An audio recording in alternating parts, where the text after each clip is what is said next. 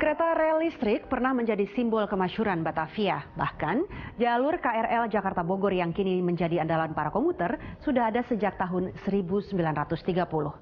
Siapkah KRL menjadi tulang punggung transportasi ibu kota dengan daerah penyangga?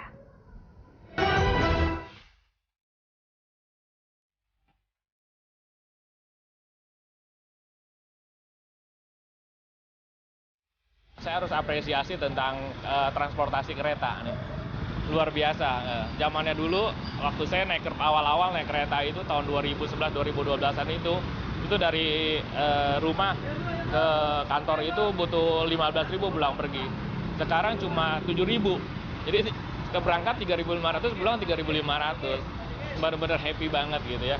Kalau soal desek-desekan sih wajar-wajar lah kalau jam-jam sibuk ya. Jam-jam sibuk ya wajar-wajar aja lah ya. Kalau naik mobil pribadi belum bensinnya.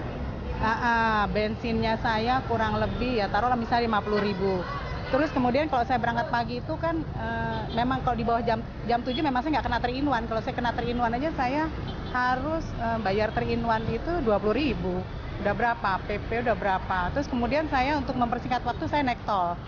Tol yang dari Pondok Aren turun di Tanah Kusir. Itu aja sekarang ini udah 11,5. 80-an, iya. Pulang balik ya, pokoknya biasanya saya 150 ya. Tapi dengan saya naik kereta, saya dari rumah itu, dari kereta saya 2.500 sampai Sudirman. PP saya dengan uang 5.000 saya udah sampai kantor.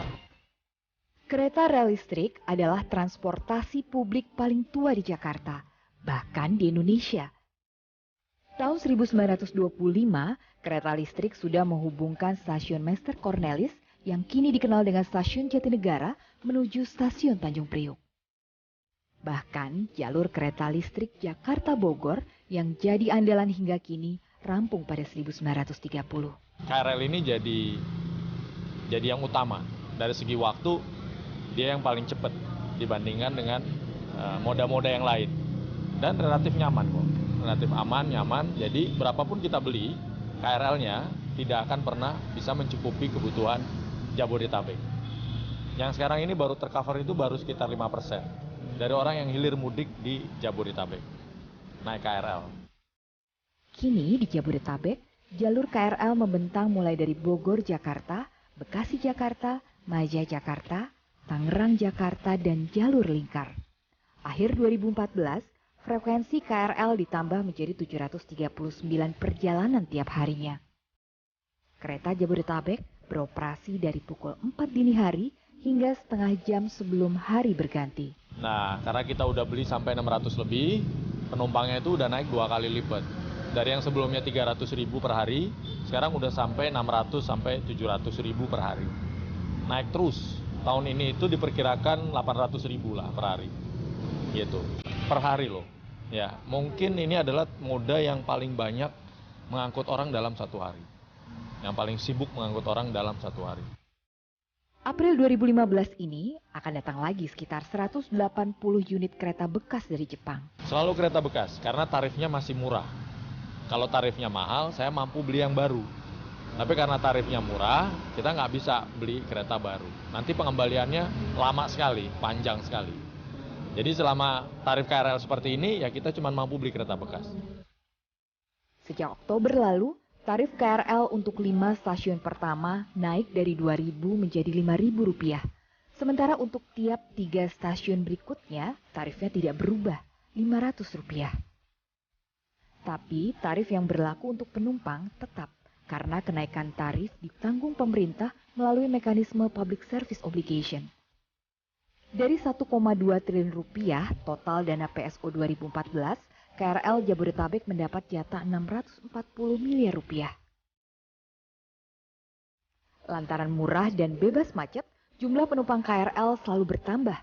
Seperti Dara yang sudah 4 tahun mengandalkan kereta dari Bekasi, Jawa Barat menuju Depok tempatnya kuliah. Tujuan aku sih kalau setiap harinya ke Pondok Cina, ke kampus kan. Dari Bekasi ke Pocin, paling enggak 1,5 jam lah, cepet-cepetnya itu. Ganti kereta nggak itu? Iya, turun di sini. Dari Bekasi ke Manggarai, Manggarai langsung ke Pocin. Seenggaknya kalau menurut aku KRL sekarang itu lebih bagus. Cuman banyak masih yang perlu dibenerin gitu. Kayak contohnya masalah tempat duduk kan ada yang prioritaskan, tapi kayak orang-orangnya orang-orangnya memang lebih susah gitu diaturnya dibanding yang dulu-dulu lah maksudnya. Rani sudah 9 tahun jadi pengguna setia KRL Jakarta Bogor untuk menuju tempat kerjanya di Kramat Sentiong, Jakarta Pusat. Dari Depok ke stasiun Cikini ditempuh dalam 45 menit. Mungkin banyak di daerah Bogor ya. Lebih banyak peminat yang naik kereta. Peminatnya nambah. Merasa tersesat. Mungkin banyak padat ya. Jadinya ada susah ya, kan namanya masuknya juga sama suka telat. Suka telat. Kalau telat gimana solusinya, Mbak? Tetap menunggu? Tetap menunggu, karena kan perjalanan kita lebih jauh. Paling lama berapa jam biasanya? Paling lama sih ada setengah jam. Jadi kalau penuh itu biasa aja. Jadi ukuran nyaman itu ya sampai tempat tujuan dengan selamat, AC-nya nggak mati, ya AC-nya hidup itu nyaman. Kalau soal penuh,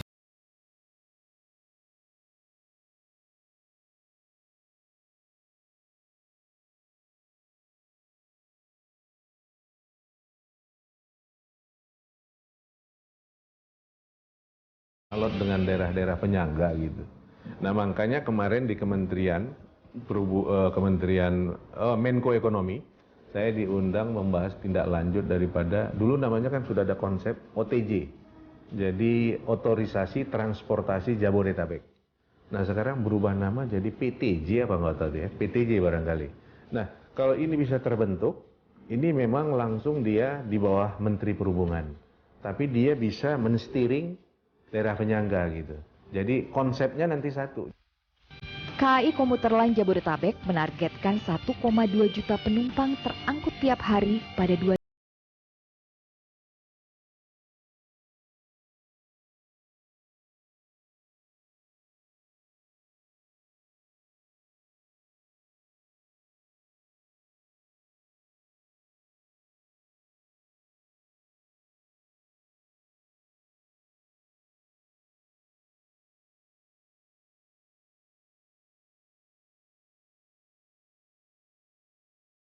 Kalau tidak punya kendaraan sendiri, pakai kendaraan umum. Untuk akses menuju ojek misalnya atau bus-bus itu kadang-kadang fasilitasnya tidak memadai.